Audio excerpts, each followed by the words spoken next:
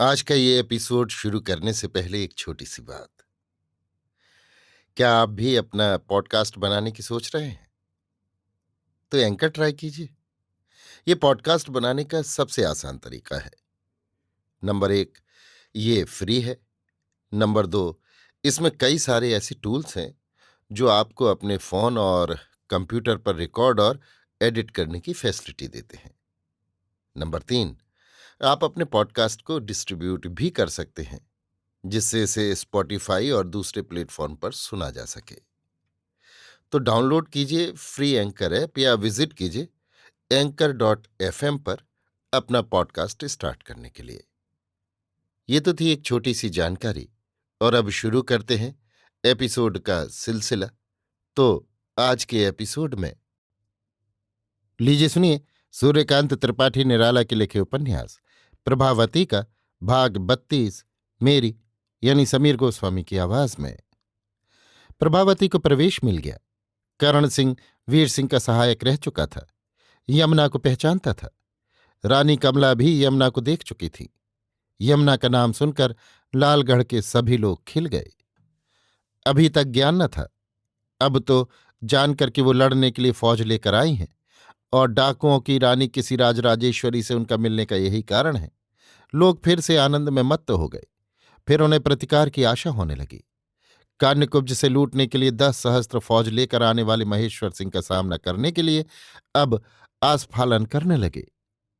लालगढ़ के भीतर और बाहर अपूर्वा नगरी हर्ष के समुद्र सी उद्वेल हो उठी। कान्यकुब्ज की सेना निश्चित रूप से परास्त होगी, ये सबका विश्वास हुआ। 5,000 सेना लालगढ़ की थी। नगर के लोग मिलकर 25,000 से भी अधिक हुए जा रहे थे। राजराजेश्वरी की सेना अकेली कान्यकुब्ज वाली सेना से ड्योढ़ी थी। प्रभा की सेना को रसद की सुविधा हो गई। रत्न तोड़वाकर उसने भिन्न भिन्न वणिकों से रसद का प्रबंध कर दिया। दुर्ग के चारों ओर कायदे से प्रभा की सेना के पड़ाव पड़ गए।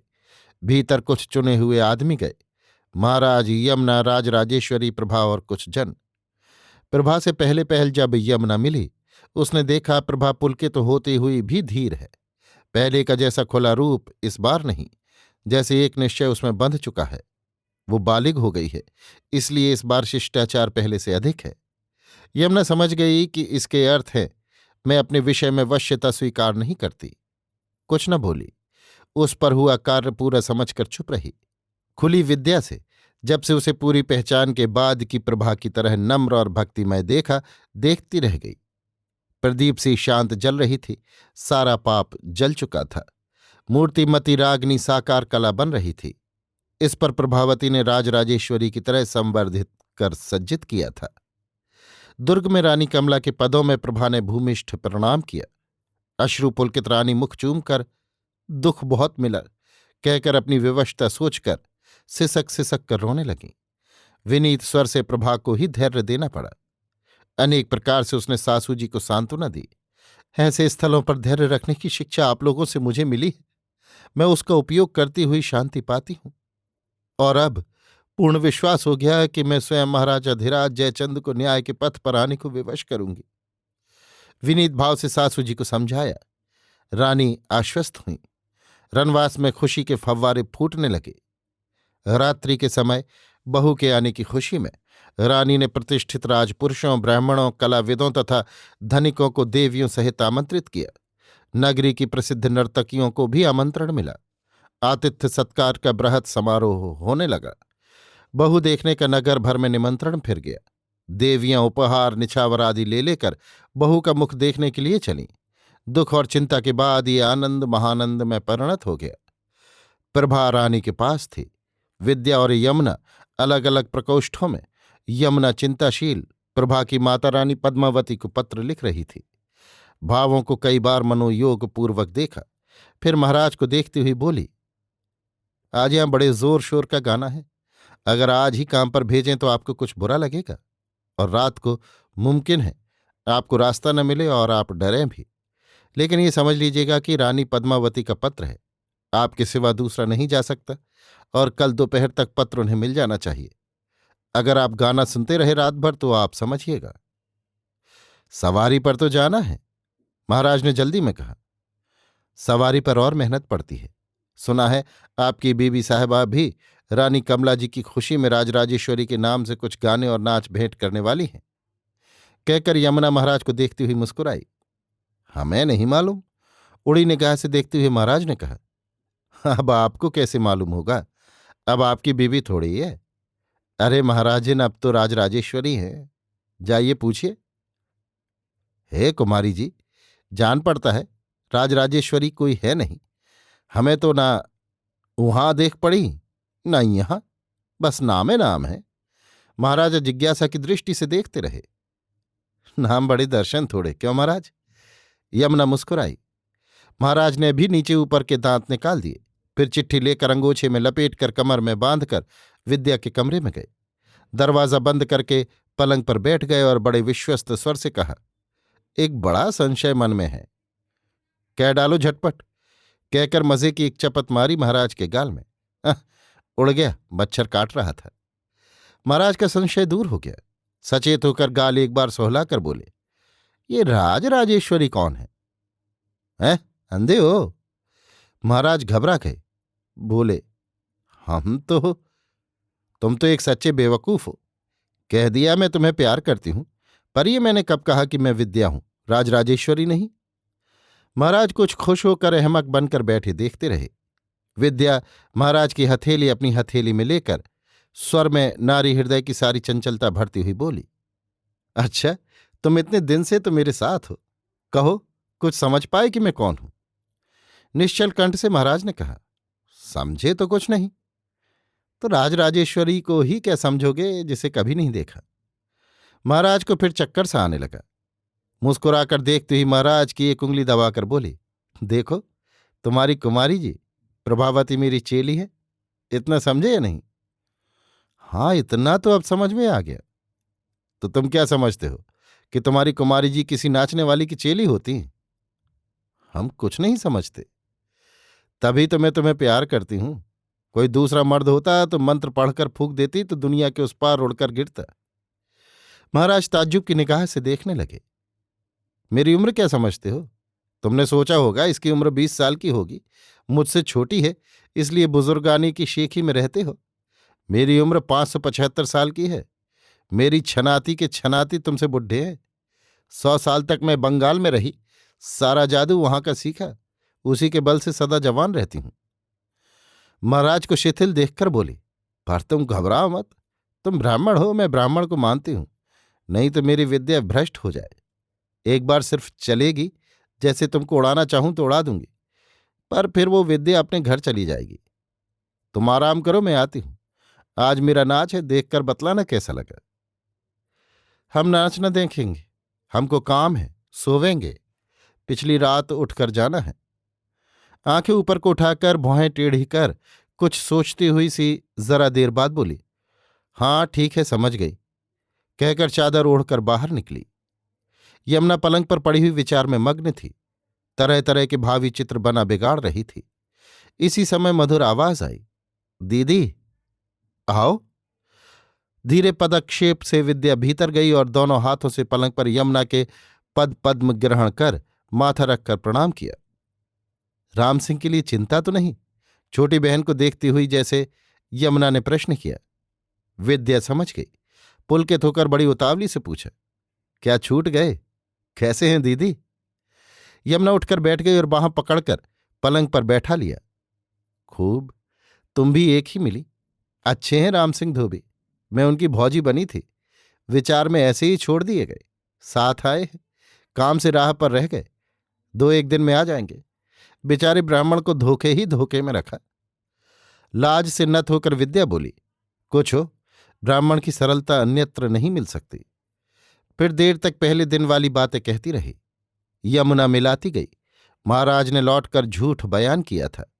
दोबारा महाराज से मिलने की बातें और राम सिंह के पास से वीर सिंह की वो तस्वीर लेके हाल सद्यांत कहे और दाहिनी बांह खोलकर वीर सिंह की वो तस्वीर दिखाई। यमुना ने हाथ जोड़कर प्रणाम किया। फिर, तुमने खूब पता लगाया, मैं राम सिंह से सारा वृत्तांत तो सुन चुकी हूं। तुम यथार्थ देवी हो। तुम में उर्वशी, देवी दुर्गा, सरस्वती और लक्ष्मी सबके गुण वर्तमान हैं, कहकर संवर्धित किया। दीदी, प्रभावती के स्वागत में आज मैंने महफिल में उतरने का संवाद भेजा है। आपसे उनकी प्रसन्नता के हाल पाकर मैं अपने को संभाल नहीं सकती। इतना आनंद है। प्रार्थना है उस वक्त आप वहां अवश्य रहें, मुझे उत्साह मिलेगा। और ये भी कहें कि मैं किस तरह उतरूं। वाद्य का भी अच्छा प्रबंध होना चाहिए। ये आप ही कर सकती हैं। विद्या कहकर नत दृष्टि रह गई। यमुना हंसी, सरल स्वर से बोली, बहन, वहां प्रभावती का स्वागत हो रहा है। महफिल में उसका स्थान भी वैसा ही रहेगा। वो युवराज की परिणीता प्रथम स्त्री है, भविष्य में रानी होगी। मैं यहाँ की सेनापति की पत्नी हूं। मुझे राजकन्या समझती हुई भी रानी कमला सेनापति तथा सरदारों की महिलाओं में ही स्थान देंगी। नहीं तो बनता नहीं। मैं भी इस प्रथा को व्यवहारोचित मानती हूं और मुझे उनमें बैठने का अपमान ज्ञान नहीं। पर प्रभा मुझे देखकर अपने आसन पर न बैठेगी, इसलिए मैं जाना नहीं चाहती। सिर्फ जेवनार में जाऊंगी और अलग तुम्हें बगल में बैठाकर भोजन के बाद चली आऊंगी। मुझे स्थिति की पर्यालोचना से समय भी नहीं। हाँ, तुम्हारे लिए जहां तक अच्छा होगा बाजी का प्रबंध करा दूंगी। क्यों उदास क्यों हो? प्रभा आपको छोड़कर महफिल में बैठेगी नहीं, जेवनार में भी नहीं। मैं उससे पूछ लूं। आप अभी तक उनके सेनापति की स्त्री हैं। 3-5 करें तो लूट मचवा दूं। मेरा नाम सुन चुकी हैं सब। यमुना खिलखिला दी। हाँ हाँ, लूट लेना तुम्हारे लिए कौन बड़ी बात है। बहुत रवां दाव चलता अस्त्र है। क्या कटाक्ष खेलता है आंखों पर। हाँ, कुछ न पहनकर केवल साड़ी में सिर्फ नुपुर बांध कर प्रदर्शन करो। रहना भी तो राजराजेश्वरी की तरह होगा। मैंने भी यही सोचा था दीदी। आपने मन की बात छीन ली। इसी समय रानी कमला की दासी आई। प्रणाम कर यमुना से बोली, युवरानी जी आने की आज्ञा चाहती हैं। ले आओ। रानी को सजाई पूर्ववत आवरण भारा प्रभा मंद गुंजित पद आई और नत होकर प्रणाम किया। यमुना ने ठोड़ी स्पर्श कर स्नेह सूचित किया और पलंग पर बैठी देखती देखती सजल हो गई। आर्द्र कंठ से कहा, आज अकेली हो? प्रभा की भी आंखें छलछला आईं। नतमुख निश्चला बैठी हुई अपने को संभाल कर बोली, दीदी, चलो जेवनार के लिए बुलाने आई हूं। पहले पहल देवता पूजन करूंगी। अकेली नहीं कर सकती। महिलाएं आ गई हैं। मेरा आना उन्हें अस्वाभाविक सा लगा। आलोचनाएं भी बहुत अच्छी नहीं। मैं राजराजेश्वरी की आश्रिता हूं। ये मेरी हीनता बहुत आंखों में मर्यादा ला रही है और जेवनार में मैं तो इन्हें अलग न करूंगी, पर शायद क्षत्राणियां पहले से मुझे अलग किए बैठी हैं, अलग ही बैठेंगी। यमुना अत्यंत गंभीर होकर द्वार की ओर देखती रही। विद्या संकुचित होकर जैसे अपने में समा गई। प्रभा एक बार बादल से बाहर निकल आई। विद्या को देखती हुई बोली, मैं समझती हूं राजराजेश्वरी का यही वेश ठीक होगा। चिबुक पकड़कर, शोभने महत्ता सदा शुद्रताओं को अपने भीतर रखती है, तभी वो महत्ता है। चलो, प्रभावती तुम्हारे कारण यहां आने में सफल हुई है। चौहान होकर तुम वहां इन्हीं से श्रेष्ठत्व प्राप्त करो। देखा जाए क्या होता है। आगे आगे निराभरणा प्रिय प्रवाहिका यमुना, मध्य में विद्युल्लता विद्या, पीछे नीलांचला साक्षात प्रभा रनवास को चली। देवी यमुना को देखने के साथ ही संवेत समस्त क्षत्राणियां रानी कमला के साथ साथ किसी अज्ञात प्रेरणा से जैसे उठकर खड़ी हो गईं। रानी ने हाथ पकड़कर अपने सर्वोच्च आसन पर बैठाना चाहा, पर संयत स्वल्प सम्मान रानी के प्रति प्रदर्शित कर यमुना ने कहा, ये आप ही के योग्य है। हमारे साथ चूंकि चौहान महिला देवी राजराजेश्वरी वर्तमान है, इसलिए हमें उन्हीं का उचित सम्मान करना चाहिए। वे अपनी अभिन्न हृदया सखी देवी प्रभावती के साथ इस आसन पर बैठें। एक एक हाथ दोनों का पकड़कर 2 कदम बढ़कर यमुना ने छोड़ दिया। दोनों आज्ञा मानकर चुपचाप जाकर बैठ गईं।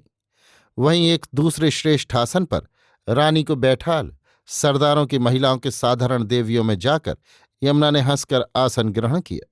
क्षण मात्र में सभा की भावना बदल गई। एकटक सब एक बार प्रभा और एक बार राजराजेश्वरी को देख रही थी।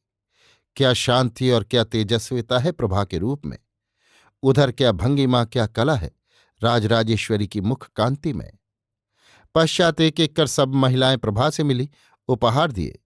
रानी मधुर स्वल्प शब्दों में सबका परिचय देती रहीं। इसके बाद देव पूजन विधि पूरी करने को आई। ब्राह्मण देवियां प्रदर्शिका हुईं। यमुना ने कहा, यहां देवी राजराजेश्वरी देवी प्रभावती के कुल देवता का पहले पूजन कर राजवंश को लगे अज्ञात अपराधों की क्षमा प्रार्थना करेंगी। इसके बाद देवी प्रभावती उनके प्रीत्यर्थ यथारीति पूजन कर कुल प्रवेश करेंगी।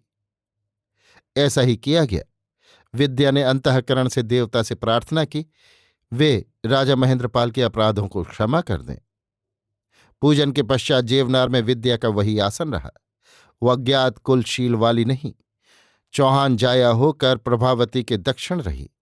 वाम पार्श्व में यमुना स्वयं बैठी। वहां प्रभावती यमुना की आज्ञा को मानकर चल रही थी, इसीलिए शांति भंग करने की इच्छा उठने पर भी दबा गई। बाहर समागत पुरुषों का आदर स्वागत, भोजन पान चल रहा था। कुलीन ब्राह्मणों के द्वारा उच्च कर्मचारी गण करा रहे थे। सार्वजनिक सभा में प्रभावती के आने की सब लोग उतावली लिए जल्द जल्द प्राथमिक अंग पूरे कर रहे थे। राजराजेश्वरी के साथ आए हुए लोग जो दुर्ग के बाहर पड़ाव डाले पड़े थे, वे सब व्यूह रचना के अनुसार वहीं रहने के लिए आदिष्ट थे। उनके सरदार भी वहीं थे। उन्हें ऐसी ही आज्ञा थी। समझा दिया गया था कि दुर्ग में राजराजेश्वरी के सम्मान में आनंद मनाया जा रहा है। वहां के लोग उसमें शरीक होंगे। विजय करके लौटने पर उनके लिए वहां इनसे भी अच्छा प्रदर्शन किया जाएगा। यमुना ने पुराने अच्छे कलाविंदों के नाम लेकर उन्हें आने के लिए बुलाया। मालूम हुआ कि वे सब आमंत्रित होकर पहले से आए हुए प्रतीक्षा कर रहे हैं। पुरुषों की सभा यथाविधि बैठा दी गई। यमुना के निर्देशानुसार महिलाओं को लेकर दासियां यथास्थान बैठा आई। फिर प्रभा को लेकर रानी चली, साथ साथ यमुना और विद्या। पहले के विचार अनुसार आसन बड़ा रखवाया गया था। बीच में प्रभा को आगे कर रानी कमला बैठी, दाहिने राजराजेश्वरी, बाएं यमुना। दोनों ओर के निरलंकृत सौंदर्य के बीच आभरणों से जगमगाती प्रभा क्या शोभा दे रही है। लोगों की दृष्टि बंध रही थी। दासियां आज्ञा की प्रतीक्षा में पीछे खड़ी थीं। एक को बुलाकर यमुना ने कहा, देवी राजराजेश्वरी के महाराज को देखो, सो रहे हों तो जगा दो, भोजन करा यहां ब्रह्म मंडली में बैठा दो। मेरा नाम लेकर कहना कि नाच देखने के लिए जल्द बुलाया है। नृत्य गीत शुरू हो गया। अपूर्वा की अपूर्वा वीर वनिताएं पूरी सजकर आई थीं। युवरानी के स्वागतार्थ सबके हृदय में स्नेह उमड़ रहा था। फिर जब अपूर्वा और लालगढ़ पर विपत्ति के बादल छाए हुए थे, वे तेज हवा जैसी दूर के बहती हुई बादलों को उड़ा देने के लिए आई हैं। आज उनकी प्रसन्नता से प्राप्ति भी अन्य दिनों की अपेक्षा अधिक होगी। वे पूर्ण संपन्न हैं। इतना वैभव, इतनी शक्ति लालगढ़ नहीं दर्शित कर सका। अगरू की सुगंध से सभा मंडप सुवासित हो रहा था। प्राचीन प्रथानुसार रंगमंच पर नर्तकियां जगमगा रही थीं। वीणा और मुरज मिल चुके थे। रानी ने संगीत के श्री गणेश के लिए आज्ञा दी। प्रवीणा सुंदरी उठी, कोमल कोयल कंठ से अपना ही विरचित स्वागत गीत गाया। निष्कंप दृष्टि से देखते हुए प्रभा ने इंगित से बुलाकर पुरस्कृत किया। इस प्रकार मुरला, मंजरी आदि कई नारियों के नृत्य गीत हुए। सभास्थ लोगों की पूरी तृप्ति हुई। विद्या स्थिर बैठी हुई तौल रही थी। यमुना रह रहकर विद्या के व्यक्त मनोभावों को देख लेती थी। इसी समय उत्तर के द्वार से एक संतरी ने आकर संवाद किया। देवी यमुना से मिलने के लिए उनका अश्वारोही दूत आया हुआ है। बड़ी उत्कंठा से देवी यमुना ने दूत को आने के लिए कहा, फिर स्वयं सभा से उठकर गई। प्रभावती और विद्या की पलकों पर विचार की रेखा खिंच गई। नृत्य गीत चलता रहा। यमुना राम सिंह को अपने कक्ष में ले गई। घोड़ा दूसरे सेवक के सुपुर्द कर दिया। राम सिंह का आना ही सफलता सूचित कर रहा था। फिर समझकर भी यमुना उतावली न रख सकी। स्नेहार्द कंठ से पूछा, क्यों सफल हुए? फिर चरण धूलि लेकर गर्वित मस्तक उठाकर राम सिंह बोला, हां भाभी जी। कैसा हुआ? मुझे और उल्टा कानकुब्ज की ओर चलना पड़ा। मत्त चाल से आ रहे थे, हमारे अनुमान तक नहीं पहुंचे। पहुंचकर मैंने पत्र दिया। रानी पद्मावती की मूर्ति देखकर ही सूख गए। पत्र पढ़कर मारे घबराहट के संज्ञा शून्य हो गए। मुझसे पूछा, महेंद्रपाल के साथ कितने आदमी होंगे? मैंने कहा, 7 सहस्त्र। अब दुर्ग टूटता ही है। न जाने क्यों आधे सिपाही आपके आने के बाद से धीरे धीरे निकल गए। मैं गंगा की ओर वाले जीने से उतरकर नाव से होकर गांव गया। वहां से घोड़ा लेकर आया। रानी बेहाल है। कहा है मृत्यु से पहले एक बार दर्शन कर लूं, बस इतनी ही कामना है। यमुना हंसी। फिर सारा क्रम बदल गया। मुझसे बोले, हम जल्द दलमऊ आते हैं, जाओ संवाद दो, चिंता न करें। महेंद्रपाल के दिन अब समाप्त समझे। मारे घबराहट के पत्र नहीं लिख सके। मैंने कहा, अभी उड़ता हूं, कहकर अपना रास्ता लिया। पूरी मुस्कान हंसकर यमुना ने कहा, यहां का हाल तो मालूम हो गया होगा। हाँ, बाजार में सुना। चारों ओर से पड़ाव देखकर एक राह चलते से पूछा। मालूम हुआ राजराजेश्वरी की सहायता आई है, अपने आदमी है। ये राजराजेश्वरी कौन है? तुम्हारी श्रीमती जी। अच्छा, क्यों, संदेह हो रहा है? नहीं, मैंने कहा सब और अधिकार रखती हैं। प्रभावती ने उन्हें राजराजेश्वरी बनाया है। संक्षेप में यमुना ने सारा हाल कहा, फिर कहा, अपना हाल किसी से कहना मत, विद्या से भी नहीं, अभी किसी को नहीं मालूम। फिर सस्नेह भोजन कराकर सभा में चलने के लिए पूछा। राम सिंह तैयार हो गया। सबको देखने की प्रबल उत्सुकता हुई। राजराजेश्वरी के रूप में विद्या गाएगी, नृत्य दिखलाएगी, ये उनकी सफलता में और आनंदवर्धक हुए।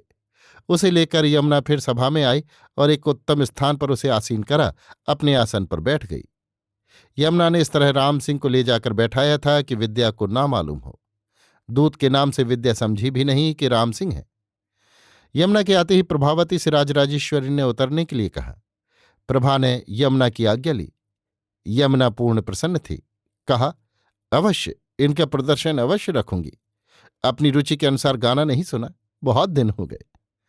प्रभावती ने सासू जी से कहा कि सभा में योग्य जन से ये कहला दें कि अब देवी राजराजेश्वरी इस आनंद में अपना नृत्य गीत दर्शित करेंगी। उनका परिचय इतने यथेष्ट है कि दुर्ग की रक्षा के लिए आई हुई ये समस्त सेना उन्हीं की है। देवी कमला ने अपने पुरोहित को बुलाकर समझा देने के लिए कह दिया। सभा में उन्होंने घोषणा कर दी। सुनकर उसी सादे वेश में विद्या उठी, जैसे शुभ्र वस्त्र धारणी साक्षात सरस्वती नृत्य संगीत की मूर्ति में भक्तों को तृप्त करने के लिए जा रही हों। गति गति खिल रही थी। लोग उस संयत चपला को देख रहे थे। रूप की मोहनी महिमा से बंधे हुए प्रशंसा के शब्द भी इधर उधर से उठ रहे थे।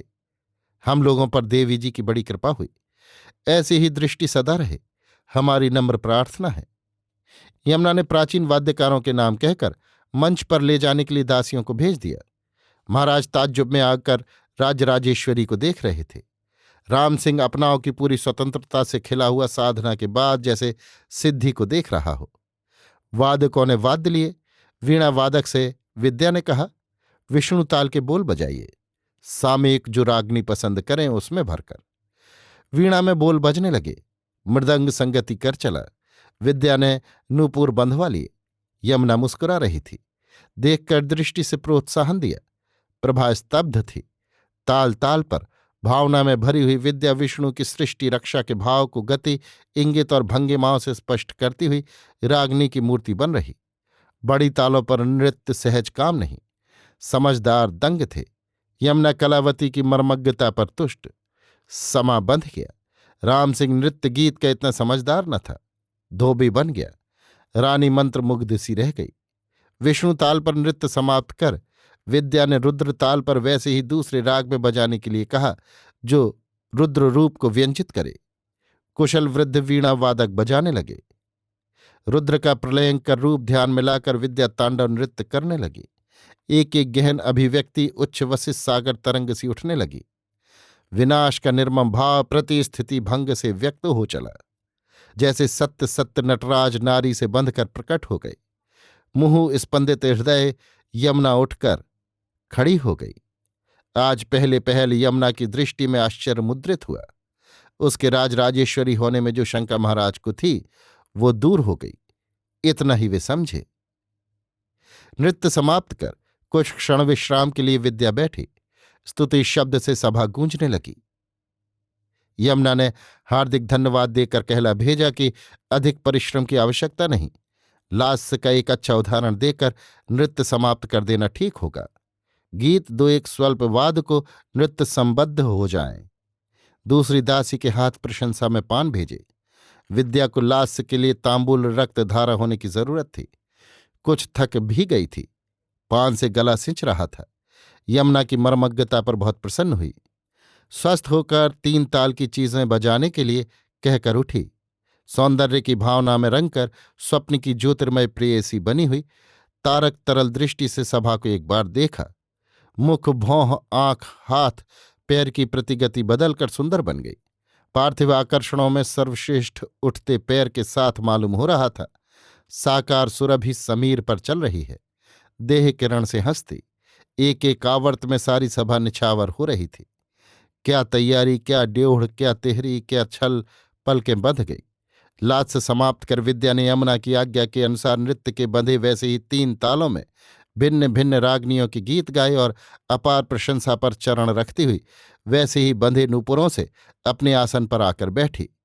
गहरी पहचान की मधुर मुस्कान से प्रभावती ने संवर्धित किया। सेविका नुपुर खोल कर दे आई। औरों के गाने होने लगे। कुछ देर बाद यमुना विद्या को लेकर चली गई। कर्तव्यवश प्रभावती बैठी रही। विद्या से राम सिंह के आने का हाल कहकर कक्ष में प्रतीक्षा करने के लिए कहा और समझा दिया कि महाराज की दुविधा मधुरता से दूर कर देना अच्छा होगा। फिर महाराज को बुला देने के लिए कहकर अपने कक्ष में चली गई। महाराज सीधे विद्या के अर्थात अपने कमरे में गए। प्रदीप जल रहा था। उसके प्रकाश को मंद करती हुई अपने नृत्य के छंद की तरह विद्या बैठी थी। सम्मान की दृष्टि से महाराज ने देखा। विद्या उठी, अपनी स्वाभाविक चाल से महाराज के पास जा पैरों पर सिर रखा, कहा, महाराज, ब्राह्मण तो दया की मूर्ति होते हैं, आप मुझे क्षमा कीजिए। क्या हुआ? महाराज आश्चर्य में भरकर बोले, मैंने तुमसे छल किया है, पर उस समय वही उपाय था। क्या छल? मैं ब्याही हूं, शत्रुओं के हाथ से मुक्ति पाने के लिए तुम्हारा सहारा लिया था। महाराज ने सम्मान की दृष्टि से देखा, फिर सिर झुकाए हुए यमुना के कक्ष में चले गए। अभी आप सुन रहे थे सूर्यकांत त्रिपाठी निराला के लिखे उपन्यास प्रभावती का भाग 32 मेरी यानी समीर गोस्वामी की आवाज में।